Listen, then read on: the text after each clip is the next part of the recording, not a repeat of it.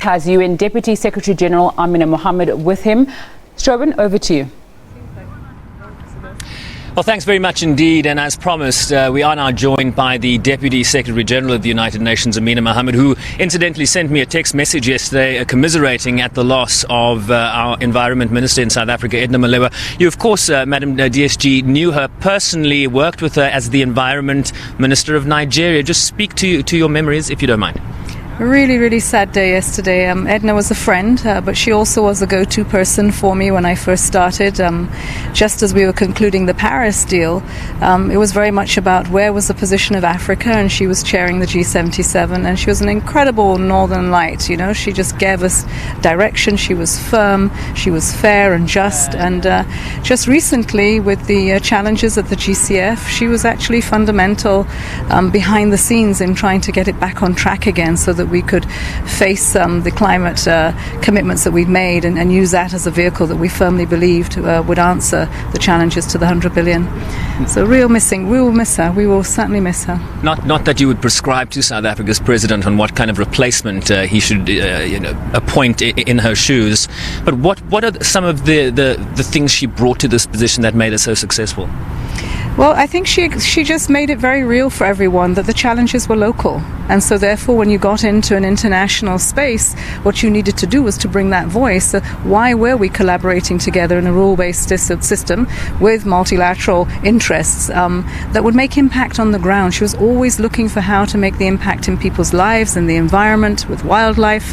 And she was very strong about that. But she was also really good at bringing people around a table, firmly, but with direction. And I think that that's what we're going to miss, and I hope her profile will be at the very least the shoulders that we stand on, the terms of reference to the new minister. Let's talk a little bit about the week ahead. This is your World Cup, the World Cup of diplomacy. What are going to be the highlights for the UN Secretariat in particular? Well, I think that you will find that the Secretary General will be reinforcing his message that we are on so many things sliding, and most of all, we need each other even more so now than we ever have done. This is a year, 100 years that we'll be celebrating Mandela. It's one in which we've lost Kofi Annan, another great leader. And it'll be reminding us why it is we created this space, why we are the global town hall for the global village, why we need to share all these issues that we're contending with, and why the challenges should be ones where we bring the solutions to the table and we do it together. 2 years ago, you were the speaker. You gave the lecture at the Nelson Mandela Lecture in Cape Town. There is, of course, the Nelson Mandela Peace Summit tomorrow. There will be a statue unveiled and gifted to the United Nations. What do you hope will be achieved come the end of that summit? I think that we would do justice to his memory by just reinforcing his legacy, one that stood at the center of doing just by the smallest member of the family.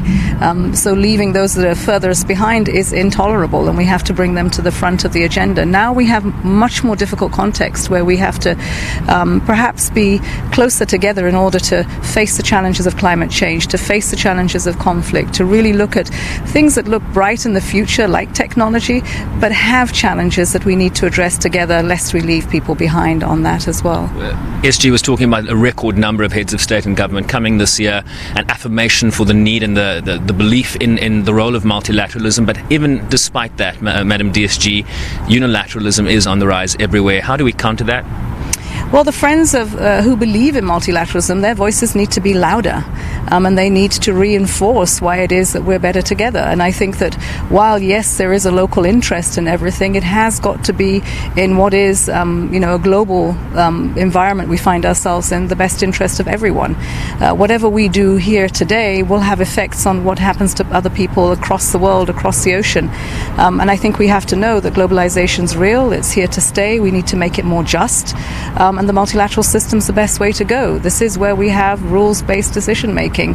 We come to the table with equal voices to try and get those solutions and those frameworks out there that we can make this sustainable and that we can make it more peaceful. As we said, it's Peace Week, and I think that that's what gives the opportunity for young people to take up the gauntlet.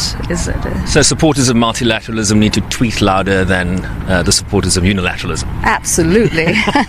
And start this week. DSG, thank you so much. Thank you for your time.